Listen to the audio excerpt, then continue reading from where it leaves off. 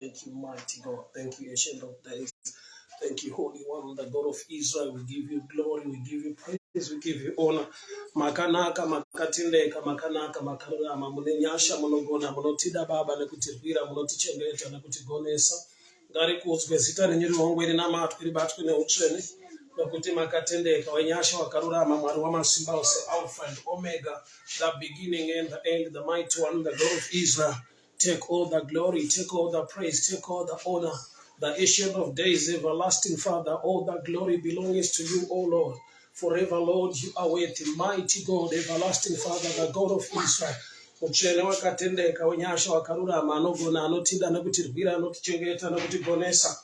Ngari kudzwe zita renyu mangwanani ano Baba, ngari wongorina makuru batwe neutsvene. Nokuti hakuna wakaita sedu Mwari, hakuna wakaita sedu Jesu. Takupai mbiri mangwanani ano takuremekedzai nokuti makanaka Jehovha. Mutsvene wakatendeka wakarurama, Mwari wamasimba ose. Take all the glory, take all the praise, take all the honor. Faithful God, we give you praise, we give you honor in the name that is above every name, in the mighty name of Jesus. Amen and amen. Ndinokugamuchirai hama dzangu mangwanani ano. Mwari ndimwari wakanaka. I welcome you all on our Sunday service. Ndinotenda Mwari neuhope hwenyu. May the good Lord bless you, may the good Lord favor you. Ndichada ndishumire maybe for almost 30 minutes tigone kugoverana shoko raMwari on this Sunday morning. Ndichada ndidzidzise pamusoro peizwi randinoti believe kana kuti kutenda. Or maybe I'll go deeper this way to teach about faith. Believe na faith ari dimension anoti gone kudzidzisana mazuva ranhasi. Bible rangu rinoti without faith you can't please God. But chinonzi believe, kutenda, kunouya maringe ruzivo ruri mumunhu pamusoro pekuita kwaMwari kana kuti pamusoro peability nekugona kwaMwari. Line randinaro Mark 11 verse 24. Therefore I say to you, whatever things you ask when you pray, believe that you receive them, then you will have them. So the power of believing do you not connect to receiving. We receive not just because we have prayed, but we receive nekuda kwekuti in praying tine believing, tine kutenda. So Jesus arikutie, I say to you, whatever things you ask when you pray, believe that you receive them and you will have them. Though the secret to receive is believing. So jana nidzidzise pamusoro pa believing wacho. Believing. Kutenda kuti Mwari vanozviita, kutenda kuti simba racho vanaro, kutenda kuti nyasha dzacho vanadzo, kutenda kuti ndivo vazuro nhasi namangwana vanozvigona. So ndichada ndinamati, I welcome you. So that I want to preach, I want to be like in a church today. So I just want to go straight into the word. God bless you. I'm seeing you guys. So happy to see you online. So I want to share a text, Mark 11 verse 29, and I'll read. Now in the morning as they passed by, they saw the fig tree dried up from the roots. And Peter, remembering, said to him, Rabbi, look, the fig tree that you cursed is withered away. So Jesus answered and said to them, have faith in God. For surely I say to you, whoever says to this mountain, be removed and be cast into the sea, and does not doubt in his heart, but believes that those things which he says will be done, you have whatever he says. 24. Therefore I say unto you, whatever things you ask when you pray, believe that you receive them, and you will have them. Father, we thank you for your word. We thank you for your grace and your favor. Speak unto us this morning. Instruct us, correct us, empower us for the glory of your name. In Jesus' mighty name I pray. Amen and amen. So kune muti wakatukwa. Vadzidzi mangwana ni Bible rati in the morning as they passed by. Toda tubate izgire kuti morning kana kuti mangwanani.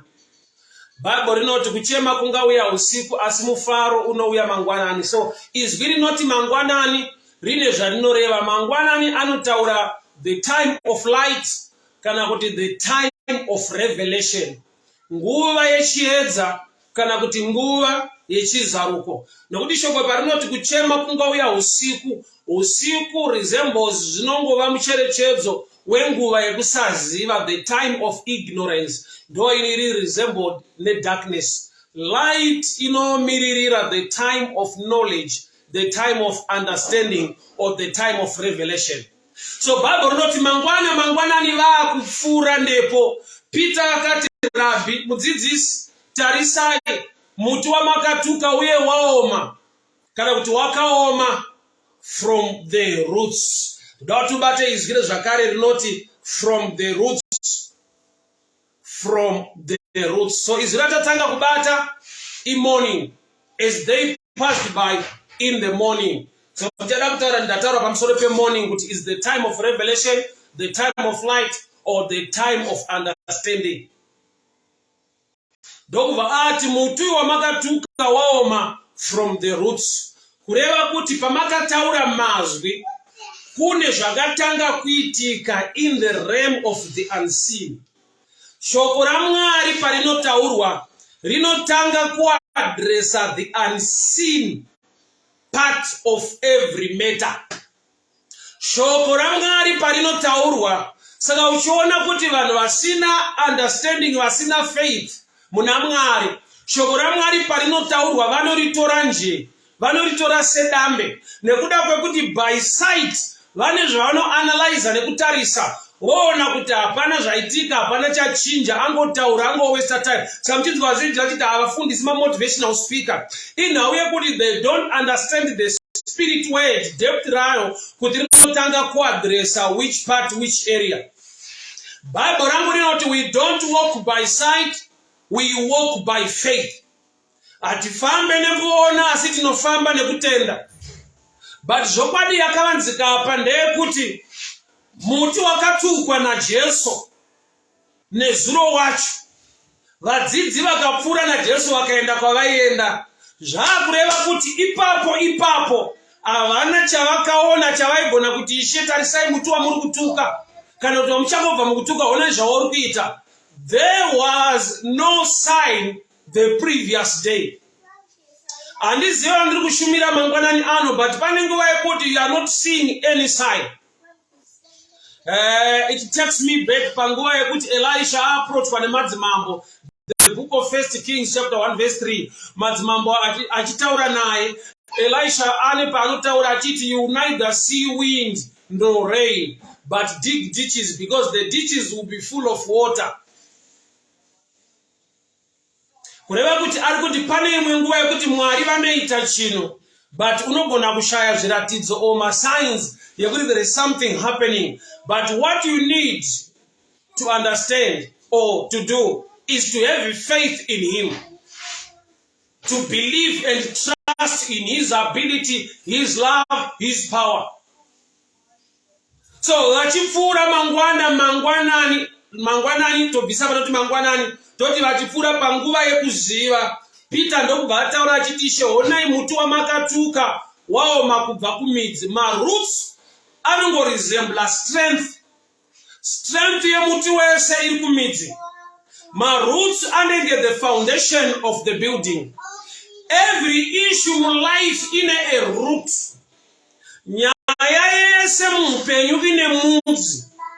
Ukasagona kudhila nemudzi every nyaya every case, unopedzisira uchingoti nyaya inoita sekunge yanaka yagadzirika, but within some months, within some time nyaya yotanga kuita resurface again. Nokuti hauna kudhila nayo kubva kumudzi. And I'll give you an example. Pane nguva yekuti unoita dambudziko rezino richirwadza. Woti aiwa ndinoda kuribvisa, ndinoda kuridzura, ndichatsvaka zvekuita, maybe kunwa mapain killer kana kutsvaga zvaunotsvaga kudhila nezino racho. But uchaona kuti pain inopera, inonyarara. But pane nguva yekuti kana yanguva yekutonhora muchando zino riye rinosimuka zvakare. Chiri kuitika ndechekuti kana zino iri nedambudziko rariinayo, iwe hauna kuadresa dambudziko, wakadresa pain. Medically vane chinhu chavanoti symptoms, zviratidzo zvechirwere, symptoms of a disease. Munhu kana aine TB anogona kukosora. So munhu iyeyo akaenda kuchipatara akati ndine chikosoro, akapiwa mushonga wechikosoro, hongu chikosoro chinonyarara, chinodzikama. But after some time uchaona kuti achatanga futi kukosora zvakare. Nekuda kwekuti charapwa apa is symptom, is sign, but hapana kurapwa the real challenge, the disease. So every issue, every matter life in a root. Munhu akasaziva the root of the challenge or of the problem yainayo, anoswera achifixa the outside, achitadza kudhila nechiri inside chinokonzera kuti zvinhu izvozvo zviitike. That's why Samson paakagerwa musoro naDelilah, apiwa instruction nevaFilistia kudhila naSamson.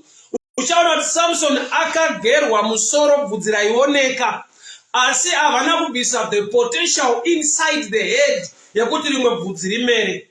So tsika yebvudzi nderekuti wagera musoro ravazuda usisina chinhu, but panongopera kanguva bvudzi rinotanga kubuda zvakare.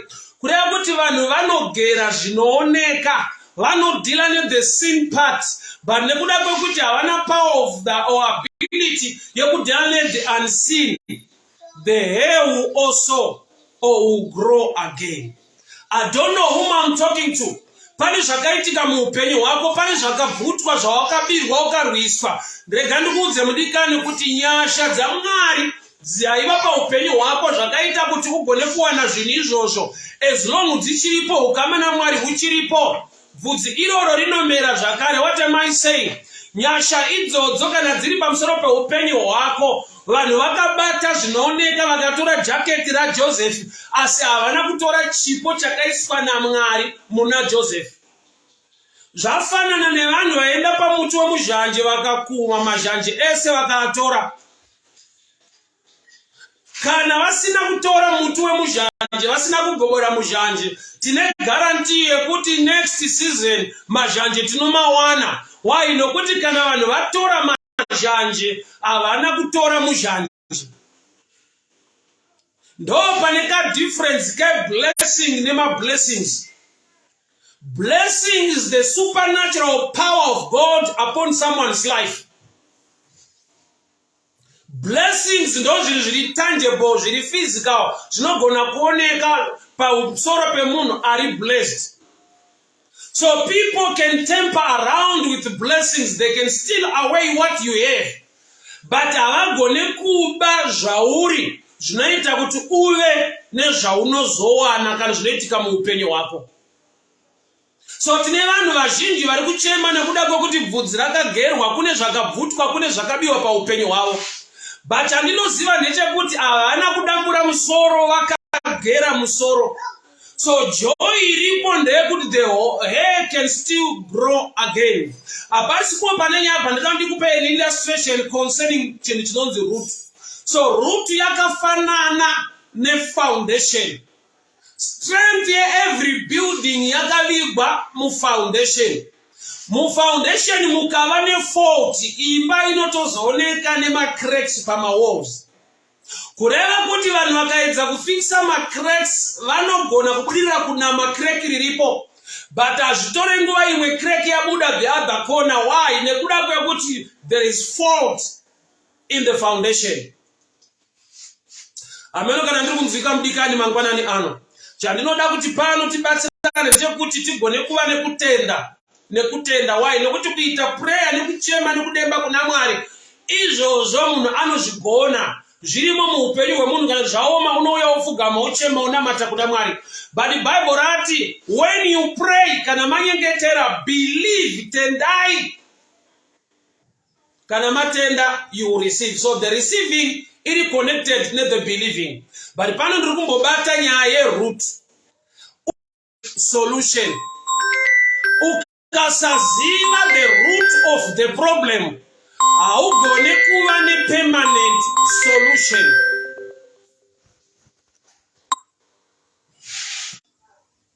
Okay, sorry. I'm back now. So Peter arikuti ishe muti wamakatuka tarirai waoma kubva kumidzi. So izvire kuti look kana kuti tarisai, zvinotoreva kuti Jesu anga asina kuisa meso ikoko, asi waitoziva zvakaitika ikoko. Dambudziko revazhinji nderekuswera vakaisa meso pazvinhu but vasiri kuisa meso muna Mwari anoita zvinhu. Izvire kuti ishe tarisai look rinoreva kuti Jesu anga asina kutarisa ikoko, asi anoziva zvakaitika ikoko, nokuti maari mune kutenda muna Baba kuti Baba vanoita zvinhu. Shoko rangu rinoti looking unto Jesus, author and finisher of our faith. Kutarisa kuna Kristu Jesu, muvambi nemukwanisi wokutenda kwedu.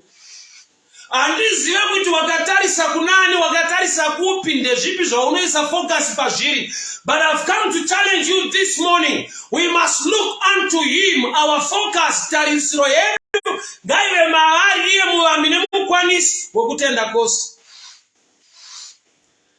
Ishe tarirai muti wamakatuka waoma kubva kumidzi. Zvorati Jesu paakataura shoko rakaenda kunoadresa the unseen part. So the unseen part pa every issue iripo. Paulo wachibata unoti hatirwe nenyama neropa asi nemweya iri muchadenga, hatirwe nenyama neropa asi nemweya. But chandinoziva tinotukwa, tinodenwa, tinonetswa nenyama neropa. But ukaziva kuti nyama neropa zvinhu zviri pasurface, the hidden thing, the root of that matter, zviri spiritual, unoadresa nyaya idzi in the spiritual realm. Ishe tarirai muti wamakatuka waoma kubva kumidzi. Jesu ndopa anopa dzidziso yekuti tendai muna Mwari, pese pamunonyengetera believe so that you will receive. So izwi rinoti believe rinongobuditsa pachena kuti kana Mwari vataura chinhu, kana kuti waisa chinhu in prayer maoko aJehovha, basa rasara kwauri is not to figure out kuti zvinogoneka sei, zvinofamba sei, zvinoita sei. Semunhu waenda mumunda akakanda mbeu yechibage akafushira, hapana paanoenda achinovhura ivhu achiongorora kuti pane zviri kuitika here, zviri kubuda here. But anoziva kuti as long ndakadyara mbeu ichabuda. But zvinokonzera kubuda kwembeu, timwenda kwaagriculture mbichana, kune ma-conditions muvhu imomo anotrigger germination of the seed. Pane a moisture content inofanirwa kuwanikwa muvhu inokonzera kuti mbeu ichitungira kana kuti ichibuda kana kuti ichigerminata. So pese paunoisa prayer request, paunonamata nekunyengetera kuna Mwari, kubeliever is the moisture. Kutenda kuno create the right environment, the right moisture for the seed to germinate. Zvinoita ufunge hama dzangu kuti wakanda ivhu mbeu muvhu yotora nguva, dzimwe nguva uzovhura wozoona yakaora. Zvichikonzerwa nei? Wakanda mbeu muvhu, mvura ndokubva yaregera kudonha. So condition, the atmosphere, the moisture content haina kuva conducive, the right one to cause the seed to germinate. So iroho yemunhu unofanana nevhu, munhu wakasikwa kubva kuivhu reguruva, kureva kuti ndiye anocreate the atmosphere. Saka Jesu ati when you pray believe so that you receive. So pana believe pane nyaya yandoda nditsanangure. Wazviisa muna Mwari, unofanirwa kunge une ruzivo pamusoro paMwari. So kana ndichiti ruzivo pamusoro paMwari, ande kubhuku yaJohn 1 verse 1. In the beginning was the Word. The Word was with God, and the Word was God. Zvoreva kuti panoti believe, tichibelieve muna Mwari, unogona kubvisa panoti believe in God, what believe in the Word. Because Word and God, they interchange. Mwari ndiye shoko, shoko ndiye Mwari. Kureva kuti une shoko, une information, une knowledge, pamusoro pe ability, une kutenda, uye nekuziva pamusoro pe rudo, uye neukama hwako na Mwari uchaita zvinhu. Ani unoziva kuti pane nguva yekuti munhu anoenda kune mumwe munhu aine chichemo, but Mwari ane kuziva kuti izvi hama yangu, izvi shamwari yangu anogona kundiitira. But pane nguva yaanoenda kumunhu achiti I'm just trying, I doubt kuti anogona kundiitira here, because hatinyatsointeracta zvakanaka kana kuti hatinyatsozivana. Kusazivana nemumwe munhu kunoita kuti kana une request, une chichemo kuti munhu akuadresere, akugadzise chinhu ichocho, zvinocreata, zvinosiya karoom mauri kekuti anogona kusabvuma, anogona kuramba. Unogona kunongedzera maybe zvamakambotukana mukakanganisana kumashure kuti nenyaya dzakamboitika handina sure kuti anogona kundibatsira because ndakambomudai ndikamudai. But when it comes to God now, believing yako ngaitangire pakuti Jesu akaitei pamusoro peupenyu hwako kuti Baba vagone kuva neukama newe. Dambudziko redu ratinoatakwa pabelieving nderekutarisa human effort against the love of God. Yet pana uye human effort tarisa pamuchinjikwa, wona akava munhu akareplace iwewe, akafadza Baba ukava mwana wa Mwari. So your believing must be centered on the cross. Your believing must be centered on the done deal. Basa rakabatwa pamuchinjikwa na Kristu Jesu. I know the devil does not want you to hear this side. Why? Because anoramba achikudzora pa human effort, pa human ability, pa achikuyangaridza pa human errors, okupa a picture yekuti zvingaite tarisa maitiro ako, zvingaite tarisa zvaunoita, Mwari wacho ambokuda, wakazodai. Let me help you on this note. There is room for you to be forgiven by God, as long as you are still alive and you have the mouth to confess unto Him and ask for forgiveness. Wakaipa anogona kuti aiwa wanyanya Mwari ambokuregerera manje. The whispers of the devil anoda kuti ukanganwe the power yesimba kana kuti yeropa raJesu rakadeuka pamuchinjikwa on your behalf. Zvinomurwadza Satani, zvinobohwa. Saka asingade kuti uve nefaith nekutenda, uve nekubhiliva kuti Mwari unoita chinhu. Why? Saka achiramba achikudzorera pa your error, asingakupointe pa the correction done on your behalf at Calvary. There is human error and there is the work of God done at Calvary for the sake yekuredeemwa kwe humankind in the sight of the Lord. When you pray, believe. So when you believe, usher into receiving.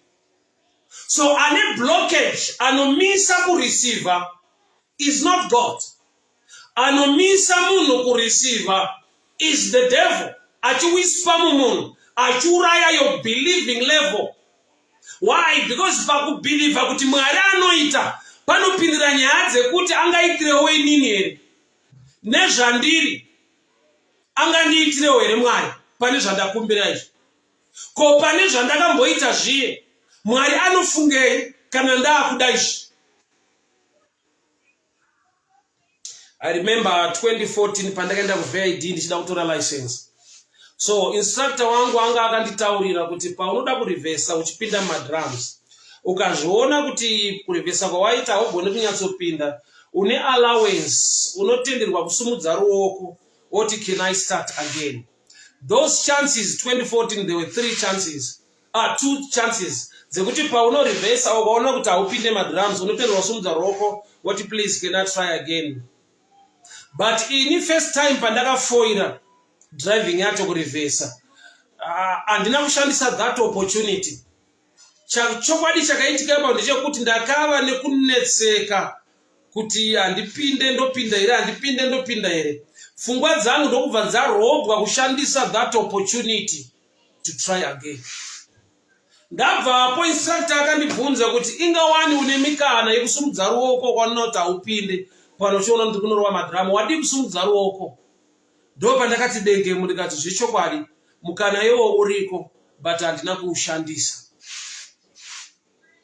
Unobva ipapo uri dofo, kwete dofo rekuti uri kutadza kudhiraivha but uri kutadza kushandisa mikana yekuti ugone kunyatsodhiraivha. So pane hutera neudofo huripo mukunamata hunokonzerwa newakaipa kuti whenever you pray and ask God for something, the devil whisper to you okuudza kuti type yako nezvauri kana chauri kuda chacho chakanyanyokurisa.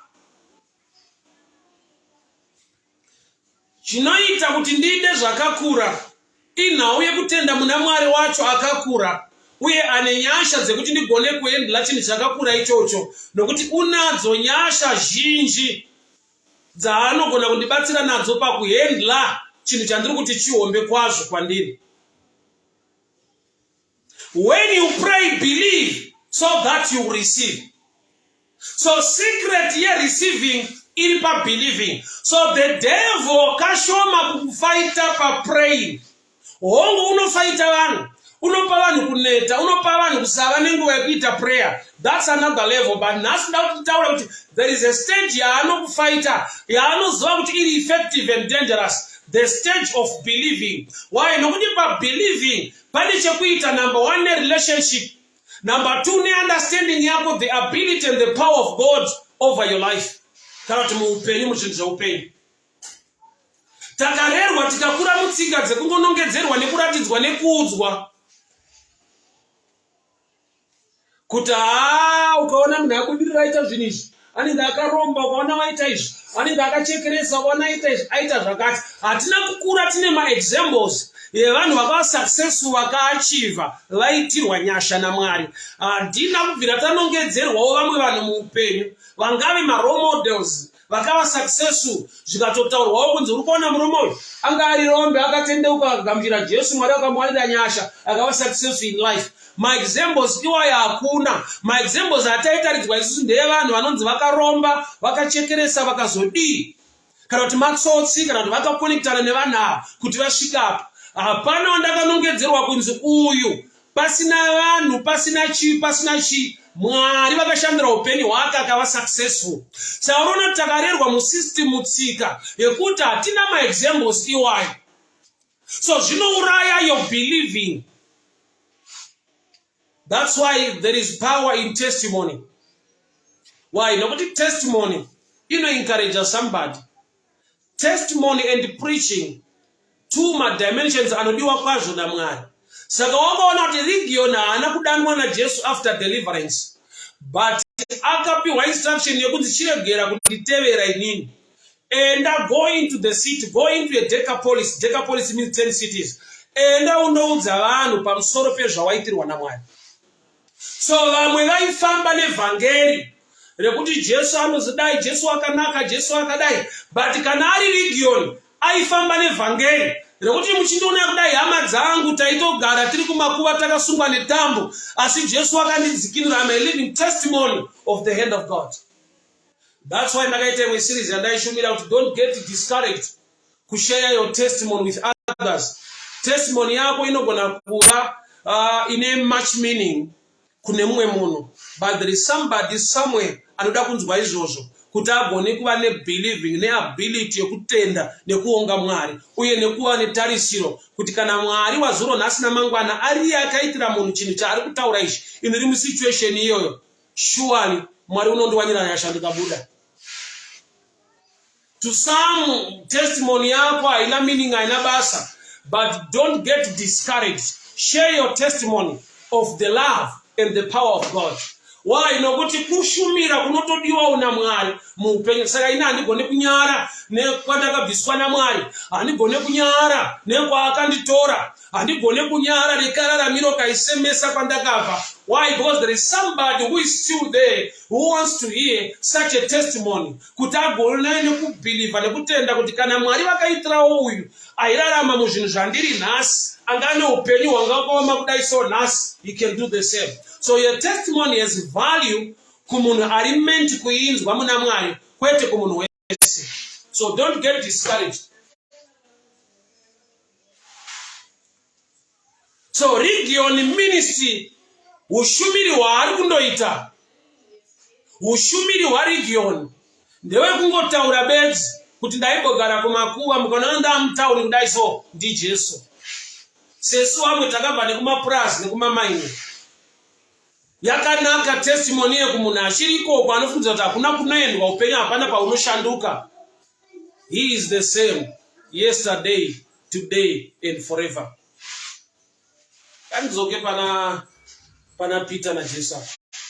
So just what? When you pray, believe so that you receive. So attack omeya devil iri pana believing. Because pana believing panogadzirwa believing ne information. Information inoshare pa pulpit. Information inobva matestimony evamwe vanhu. Information acquire from the books yanyorwa nevamwe vanhu vari inspired by the Holy Spirit to share with you. Some mune gifts akawanda in the body of Christ. Some they sing songs. Apart from singing songs, some they are preachers. Shumira. Vamwe vane mabasa avanobata physically, but are inspired by the Holy Ghost kusimudzira vamwe vanhu. Hama dzangu ndinzwe mangwanani ano. Your believing ngaitangire pa number one platform understanding yekuti kune basa rakabatwa pa Calvary on my belief. Shokoro varati vese vakamugamuchira akavapa simba rekuti vanzi vana vaMwari ivo vanotenda muzita rake. Vese vakamugamuchira akavapa simba. Zvoreva kuti kana ndakamugamuchira ndava mwana waMwari, wakaipa akaramba achindinongedzera ku old record, ndoda kunongedzerawo ku new record yakagadzirwa pa Calvary pane ropa rinotaura zviri nani darika raAbel. So my believing is centered in Christ, in him, the hope of all glory. Hama dzangu kudenga kuna Mwari une nyasha nerudo neupenyu hwedu. When you pray, believe. Say Jesu ari kuti when you pray, believe.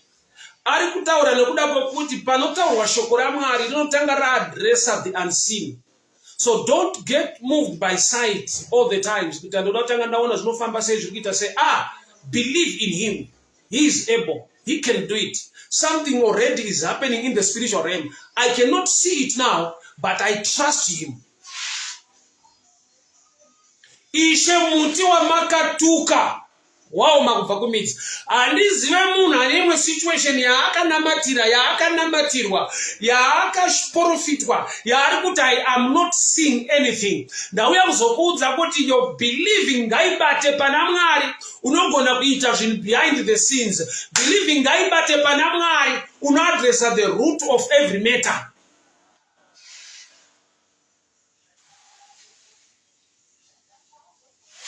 So kana muti wakaoma kubva kumidzi.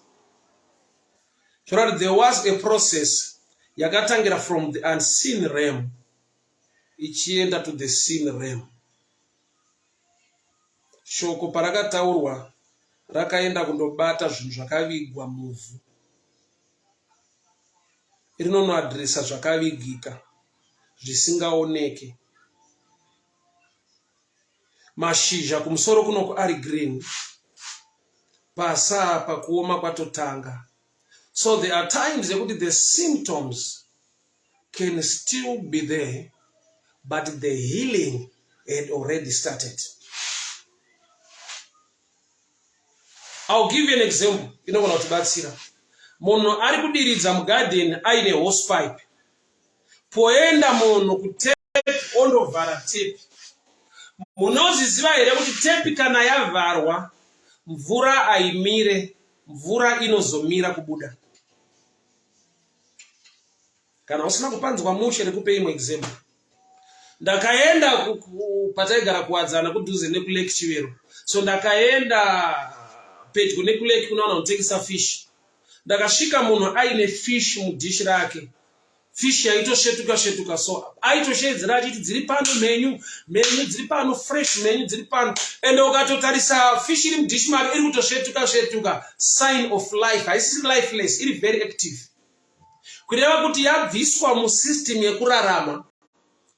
But kakurarama kachirimo kari kupera bit by bit. Hoi haina kufa payabuda mumvura. Yakazofa payakabuda mumvura.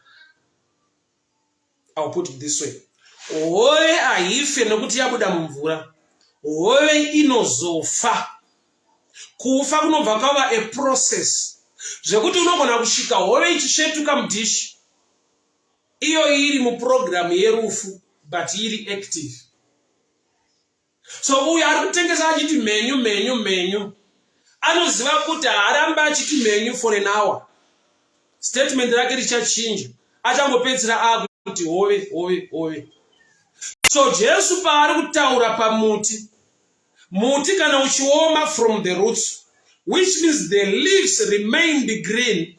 But already the case was there. For it to be dry. Ukaenda a little bit backward pastep panyai uchaona kuti Jesu aenda achida maonde Bible ndobva rati asi yanga isiri nguva yemaonde. Zvoreva kuti Jesu haasi kuita chinhu nekuda kwekuti season yacho, but ari kuita chinhu achida kuti ratidza as believers kuti the word of God can create a season. I love and respect show my statement evanhu ekuti God speaks the right word in the right season. Zviri correct ichokwadi. But deep calleth unto deep. What's the deeper statement concerning God nema seasons? He speaks a word to create a season. First level, first dimension here understanding, God speaks the right word in the right season. Another level and another dimension in God which is deeper. He speaks a word to create a season. Say dadaro. Jesu paakaona muti wemuonde wakashibira. Zvora kuti waiva musizeni mumwaka wezhizha wekuti mvura iripo. Saka une mashizha akashibira haisi dry season. Asi paanoshaya maonde otaura shoko, vanodzoka mangwana muti waoma. Zvoreva kuti nyangwe muti uri mu-environment ine mvura, iri mu-season yekusaoma, but shoko raMwari rinonobata system inoita intake the water mumuti. Kureva kuti shoko raMwari rinoacta as another season. Ishe muti wamakatuka waoma kubva kumidzi. Zvoreva kuti kumidzi ndokunoitwa intake yemvura kuti mashizha aramba aine mvura. But nyaya yekuti muti uyu uri muzhizha uri mumwaka wemashizha ari green, haushande kana Jesu ataura shoko. Kureva kuti shoko rakanobata mvura, rakanobata midzi, rakanobata season. Rikati season inzwa, kana Mwari vataura shoko rekuoma pano, midzi chiregera kuita basa. Usasupply chakatukwa nashi. Asati wamboona here lifestyle iyo yemuupenyu yekuti munhu ari mu season kana kuti ari connected to people who matters in life. Kana kuti munhu ari connected nevanhu vari so rich, vari so wealthy, but iye anoramba ari dry. Ukatomubvunza ukatara naye anoudza kuti sekuru wangu anoita zvakati, bamuni wangu anoita zvakati, masista anoita zvakati, mwana wangu anoita zvakati, bari kutarisa upenyu hwake unoona kuti munhu anogona kuomerwa. Inenge picture Acts chapter 28 yepa island of Malta. Chinonzi island inzvimbo yakaoma yakakomberedzwa nemvura. Island inzvimbo itori dry panotogara vanhu, pane miti nemakomo, yakakomberedzwa nemvura. Kune vanhu vane ka lifestyle kwe-island. You don't tell him about connections. Are you connected? But anika dry life kai now. So Jesu wakataura shoko pamuti. Zvoreva kuti muti unonzwa. Zvoreva kuti muti unonzwa shoko raMwari. Hapana pandakaona nzeve. But tikaenda a bit scientifically uchanzwa kuti muti unoita process inonzi photosynthesis. Photo just means light. Wekuti light rine zvarinoita pamashizha emuti. Pa process intake yemanutrients nezvimwe zvese pamuti pane process inonziwo photosynthesis. Takabva kuchikoro kudhara but kanobata mishana ipapa. Inhau yekuti light parinorova pamashizha pamuti, muti unogamuchira that light muprocess iyoyo. So shoko raMwari rinobva randiudza kuti the word of God is light. David achibata anoti thy word is a lamp unto my feet. So if the word of God is light, Jesu paakataura shoko rakanopinda mumuti nokuti shoko rake ilight. Light rinoitwa intake nemashizha paprocess yephotosynthesis. Pakareceive another kind of information. Makatabosha baliga dayasa. Reboja de baliga dayaso kontaraboshi atakabosa. Regani taure newe midikani. Shoko raMwari rinoadresa chisinganzwe chotanga kutonzwa choresponda maringe the word despite the season or the time. Say Jesu wakada maonde isiri nguva maonde ari kutipa picture kuti choice yako haifani kuaffectwa nemwaka. Choice yako ngai affecte mwaka pakuti kana waita choice, speak the word of God. Kana une sarudzo une chawada waita choice, speak the word of God. Upon every situation, speak the word of God. Chisinganzwe chakatrena kuti chiregere kunzwa mashoko emunhu, asi chakatrena kunzwa shoko raMwari. Mwari vakatanga kutaura kwete nemunhu, but vakatanga kutaura kuzvinhu, vakatanga kutaura kumhepo, vachiti let there be, let there be. Zvinhu zvikatanga kuvapo zvisina nzeve ndo zvakatanga kutaurwa nazvo naMwari. So kune situation isisina nzeve, kune vanhu vasisateerere zvaunotaura, kune vanhu vasisadawo kunzwawo zvaunotaura. Bandauya zokuchallenge mudikani mangwanani ano. Speak the word of God. Speak the word of God. Speak the word of God. Upon that situation, speak the word of God. Upon that marriage, speak the word of God. Upon that business, speak the word of God. Usatarisa mwaka, usatarisa season. Bible not looking unto him, author and finisher of our faith. Ndikutaura mangwanani ano kuti situation iyoyo isinganzwe. Sa Jesu pagedhi re9 unoenda kune mujaya akafa, oti jaya muka. Sa Jesu paguva raLazaro unoenda kundotaura nechituna kuti Lazarus come out.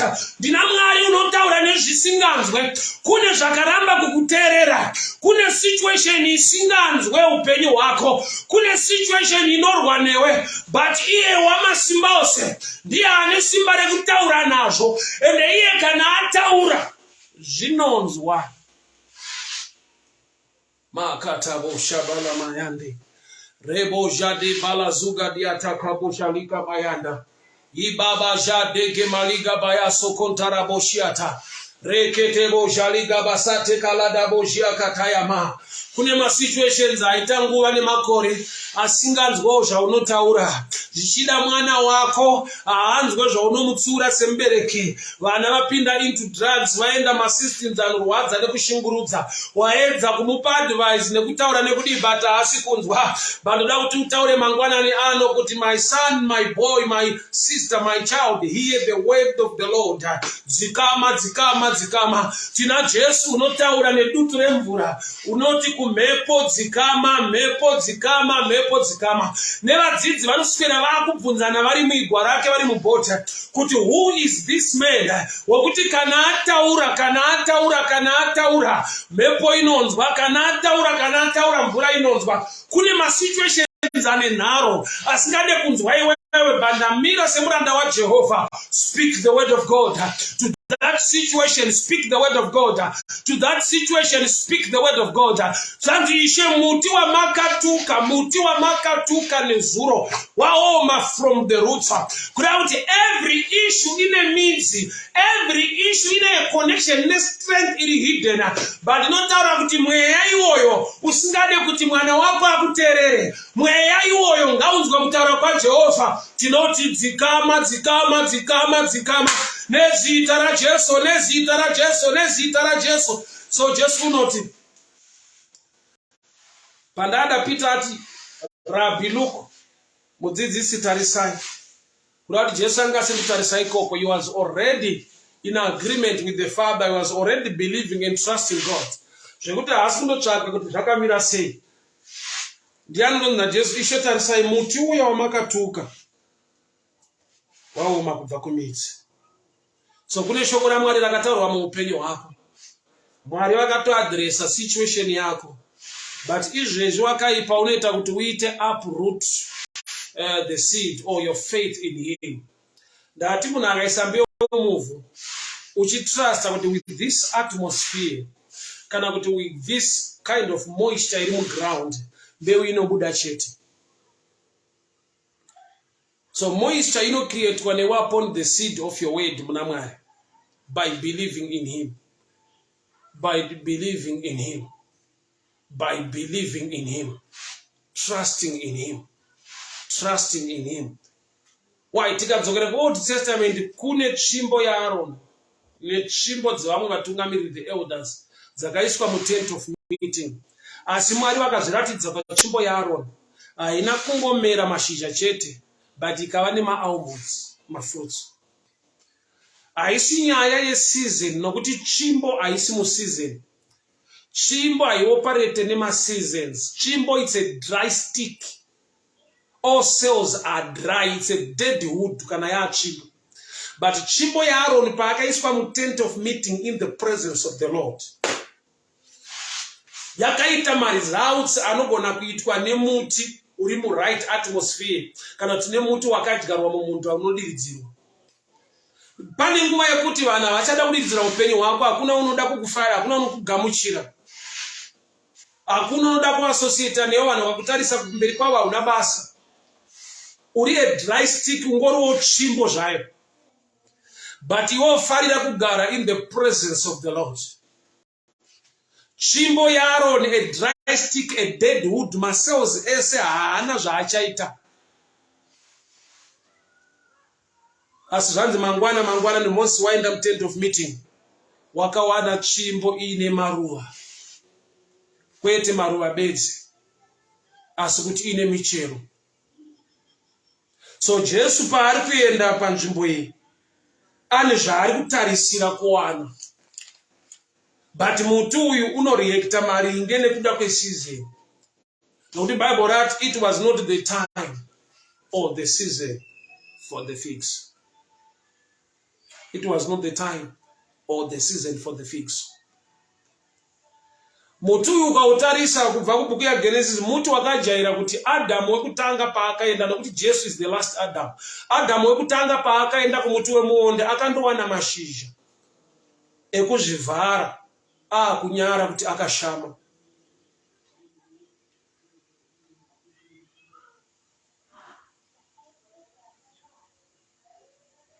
Wakawana mashizha ekuzvivhara nokuti washama pamuti wemuonde.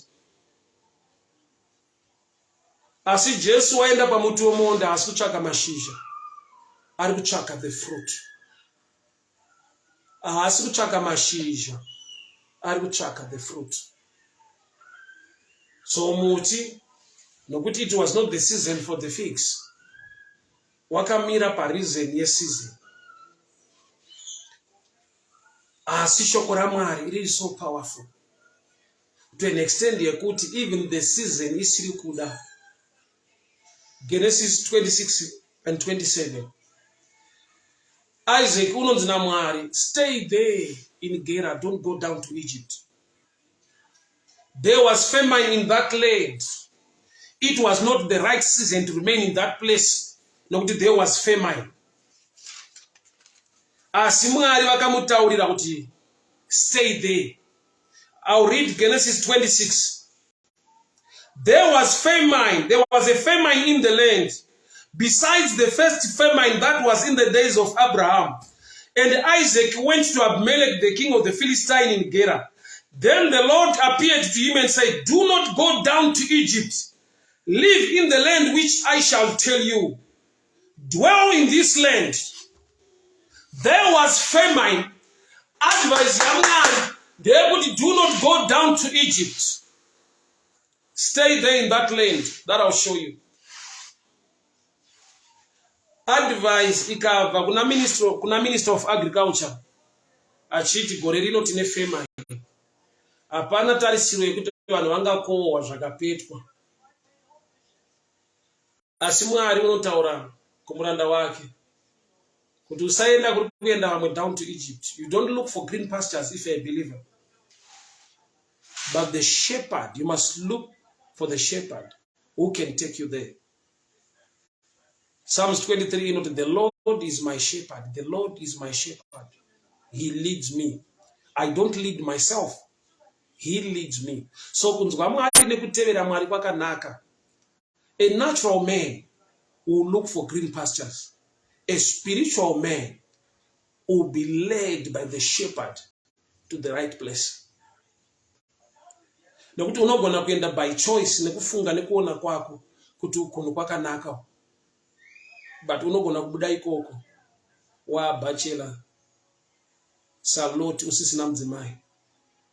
But waita sarudze kuenda uchiti uko kuri right. That lot wakatarisa akaona kuri green. Like the garden. No, but I'll go this place. He followed the pastures. Not follow the shepherd. End story a lot. Wakabuda iko kwa chimanya riri bachura. Upenye wapirira msodo. Uchaona kuti vanhu vakatsvaka ma green pastures iri good mind. But vakasatsvaka the mind of the shepherd. Vakaenda kwavakaenda. Vamwe vacho vaamabachela. Kune zvakaitika muwanano. Nekuda kwedzimwe nzvimbo dzavakasvika. Kune zvavakarasikirwa nazvo, vaenda munzvimbo dzakanaka, vamwe vakarasikirwa neutano. Zvizhinji zvinosanganikwa nazvo waenda munzvimbo dzaunofungidzira kuti ma green pastures. So as a believer, you don't look for green pastures. The Lord is my shepherd. Kana una shepherd, ijutira good shepherd to lead you. Apashande the mind of the sheep to look for the pastures. You are being led.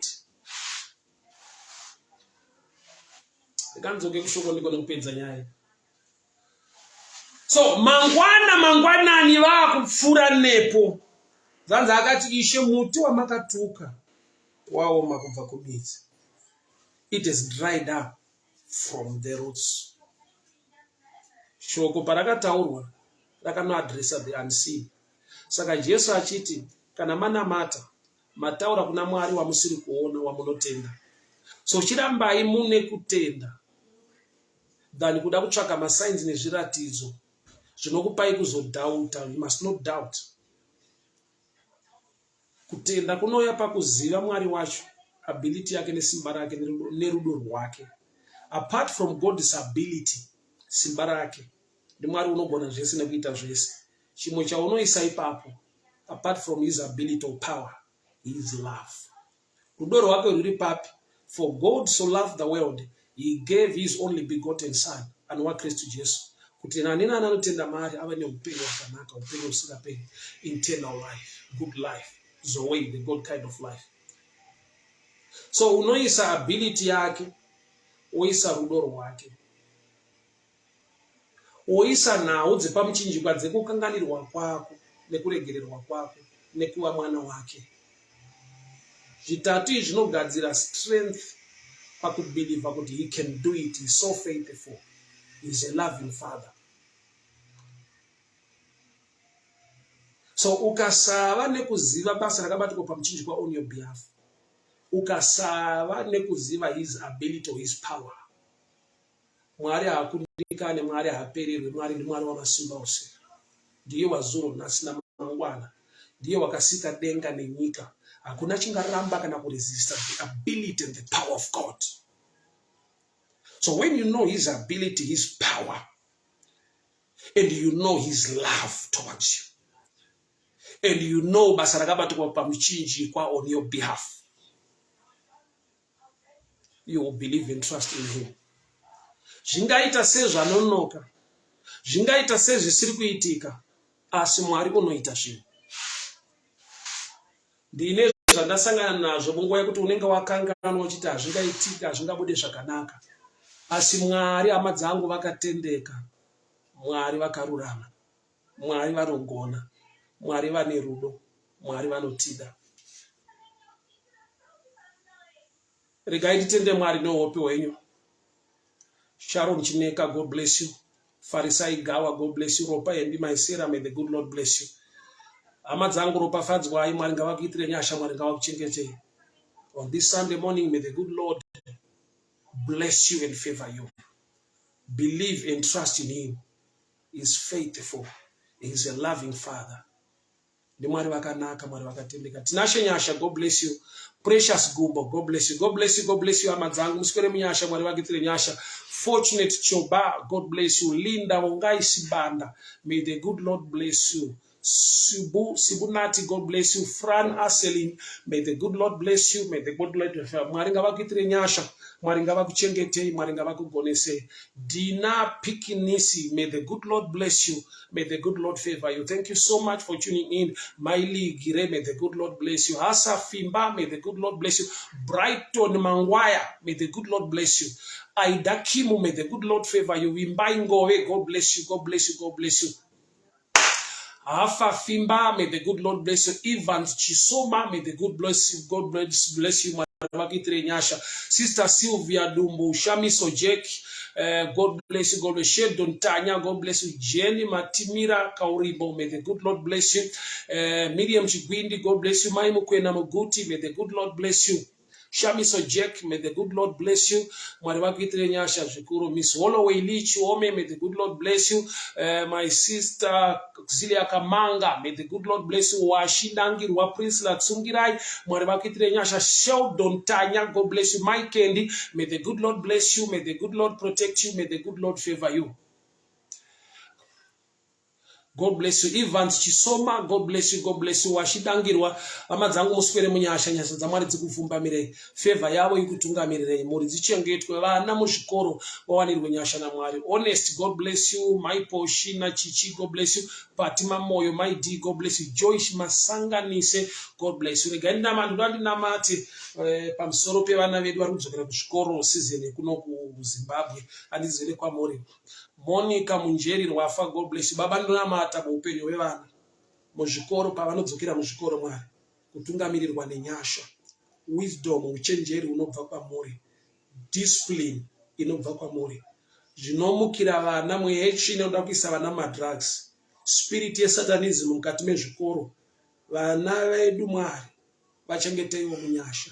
Mweya iyi tinoirayira iregere kubata mukati mezvikoro, kuchengetwa kwevana Mwari, kuchengetwa kwevana. Naivo vararidzi vavo Mwari muvapewo moyo munyoro pakuita basa ravo, muvape kunzwisisa. Tanamata Baba mukati mezvikoro, vadzidzisi nevana, nyasha dzenyu dzivatungamirire. Panovhurwa zvikoro Baba musizeni ino, vana ngavachengetwe nenyasha. Tavaisa kwamuri nokuti nemi munovada. Makati regai vadiki vauye kwandiri. Baba tavaisa muruoko rwenyu muzita raJesu Kristu weNazareta, amen. Evelyn Shoko, God bless you. Baba Joseph Rujua, Magadi Komvui, Mwari wakuitire nyasha kuriseko Canada, God bless you, God bless you. So happy to see online. Respect Takaya, God bless you. Fisherman Mereki, God bless you. Vitalis Muchina, may the good Lord bless you. Mwari wakuitire nyasha amadzangu, Mwari wakuchengetei, Mwari wakugonesei. Napoleon Mate, God bless you, God bless you. Prince Mukakavari, God bless you. Vitalis Muchina, na Fisherman Mareki. Mwari vakuitire nyasha, Mwari vakuchengetei, Mwari vakugonesei. So tosanganiswa maybe later in the afternoon ndine kufuneral kwandiri kuenda, so I'll be preaching maybe around 4 o'clock Zimbabwean time. Ndine kufuneral kwandiri kuenda ndine hama yakashayikirwa nababa vake, so I'll be preaching kunhamo. Maybe we'll broadcast live from there. Sometimes it's good kumbonzwawo mharidzo inoparidzwa panhamo. Takanzwa mharidzo mumachechi, mumastreets and everywhere, but it's good kumbonzwa kuti panhamo vanhu vari pakati pekuchema Mwari unoti kudii muupenyu hwevanhu. So ndinotenda zvikuru. Pardon Chivarange, God bless you. Sandra Saungweme Matewe, Mwari vakuitire nyasha, Mwari vakuropafadzei, Mwari vakuchengetei, Mwari vakugonesei. Nyasha dziwanzwe, Ishe vakurirei nekugonesa hama dzangu. So we meet later in the afternoon. Tikasaita live in the afternoon later kunhamo. Then you can join me tomorrow for prayer session 7 to 8 Zimbabwean time. It's good to pray each and every day. Mwanachitira pressure gumbo. God bless you. My gire, God bless you. Bye bye hama dzangu. Nyasha dziwanzwe, denga rikuchengetei rikurirei. Love you. God bless you. Simon Chiropora. May the good Lord bless you. Bye bye.